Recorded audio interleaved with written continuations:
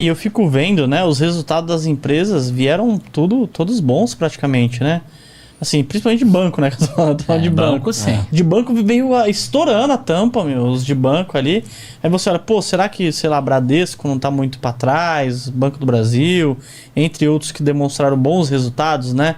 E tipo assim, não tá acompanhando o lucro. Será que é momento de comprar? Tem algum setor que vocês veem que, meu, pô, esse setor aqui ele ficou muito pra trás? Tá, vamos lá. Eu gravei um podcast até lá agora no Spotify do Dica de Hoje, e que ontem a gente falou bastante sobre bancos, tá? Principalmente os bancões, Bradesco, Itaú e Banco do Brasil. Por exemplo, a gente voltou lá no passado, no Banco do Brasil, nas crises anteriores. E a gente viu lá que 2002, 2008, 2015, por exemplo, o Banco do Brasil chegou a patamares menores de preço sobre lucro. Tá, então, em tese, ele poderia, numa crise maior, ele ainda cair mais de preço.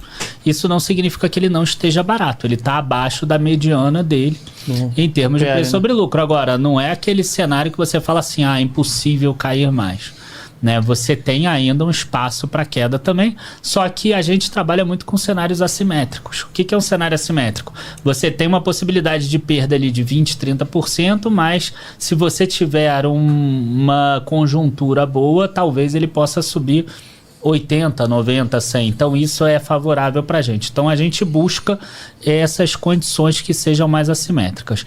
Com relação aos resultados de empresas, o que eu tenho percebido muito é que as empresas estão repassando apenas parte do aumento dos custos da inflação, principalmente empresas que têm aí o consumidor final, esse consumidor do varejo, indústrias, supermercados e etc. Então o que a gente tem visto são aumentos de receitas por causa da inflação, mas a gente está vendo redução de margem, tá? Eu não fiquei tão satisfeito com os resultados desse terceiro trimestre, por enquanto não. Então a gente viu, por exemplo, construtoras perdendo margem, supermercados perdendo margens, empresas industriais perdendo margem também, e a gente não tem como saber se esse é o início de um processo de perda de margem que vai chegar com uma deterioração da economia no próximo ano ou não. Então é um cenário de atenção que a gente precisa tomar cuidado. Por outro lado, a gente tem um pânico no mercado que está levando a bolsa para cenários de preço sobre lucro muito baixos. Então você, igual a todas as crises, você tem que saber trincar os dentes, entender a crise e acreditar que talvez num cenário de 18 a 24 meses a gente vai ter pelo menos uma mostra que o cenário vai melhorar. Sim. Até porque o cenário normalmente busca o equilíbrio. Se isso acontecer, provavelmente os aportes que você fez nesse período vão acabar tendo uma grande valorização, mas não uma valorização no mês que vem, nem daqui a 15 dias.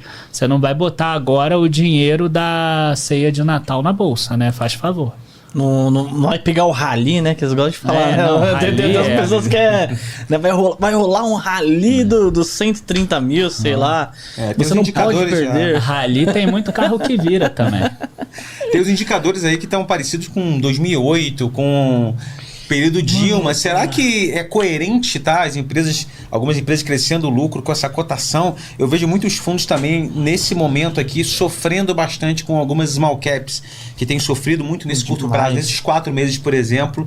Mas eles estão muito tranquilos. Algumas lives que eu faço, as gestoras estão muito tranquilas, porque a simetria, como o Daniel bem falou, ela está muito favorável. Você vê, porque a trajetória ascendente da Selic acaba dando aquele sinal de alerta, né? Principalmente, por exemplo, com construtoras, com varejistas. Então, a galera da Versa, por exemplo, que está com varejo até as tampas.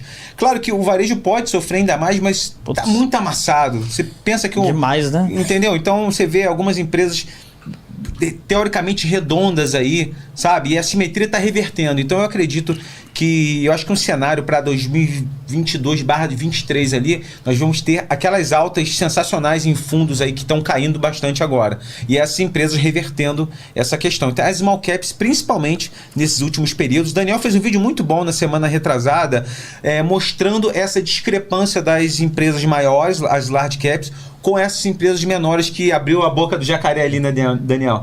Tá abrindo a boca do jacaré. Agora, eu acabei fugindo da tua pergunta, né? Eu não falei os setores melhores. Acabou que eu parei ali, ele entrou e aí... mas a minha visão de setores que estão mais defasados seria exatamente varejos e construtoras. Nossa, varejo demais, né?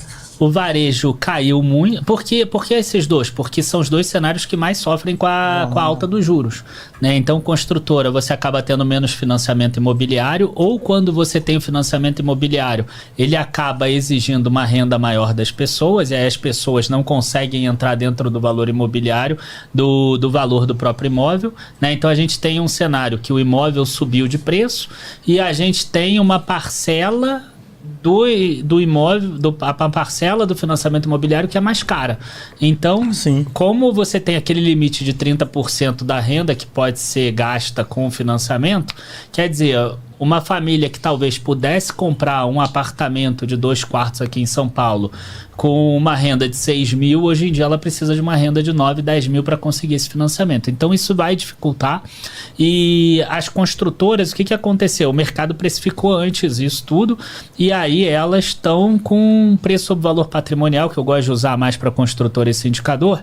Tem algumas que inclusive dão lucro que estão com 0,5, 0,6 valor patrimonial. Nossa, bem descontada. Outras 0,9 e até empresas que costumam ser de qualidade alta que estão ali 1,1 vez valor patrimonial. Não é o mínimo que elas já chegaram, tá? Em 2015 elas chegaram muito abaixo disso. Mas hoje eu vejo um cenário diferente. Eu vejo que elas não estão tão endividadas como elas estavam lá em 2015. Então eu vejo um cenário desses. E o cenário de varejo, ele é parecido. Só que a questão dos juros, ela acaba pressionando a questão do crédito também, mas é aquele crédito das próprias financeiras das empresas, né? A Renner tem a financeira, a Guararapes tem a financeira, a C&A ontem acabou de fazer um acordo com o Bradesco, que ela vai pagar 415 milhões, que aí ela vai ter agora direito de fazer os produtos dela e ela ter a própria questão dela, já sai o C&A Pay no próximo mês, por exemplo. Então, são empresas que vão acabar sofrendo um pouco. A gente tem um repasse de preço, de custo de mercadoria, então essas mercadorias vão ficando mais caras e a concessão de crédito acaba sendo menor, porque as empresas acabam tendo menos medo que vai ter uma inadimplência maior. Algo que talvez a gente veja nos bancos no ano que vem, nas carteiras de crédito, um aumento da inadimplência. Por isso que eu falei que a gente tem que tomar um certo cuidado. Mas os dois estão muito defasados, varejo e construtoras. Mas volto a dizer, para 24 meses. Para 24 meses no mínimo ali. Se acontecer antes melhor, beleza, né? Óbvio, beleza. Mas, poxa, você não pode pensar menos do que isso.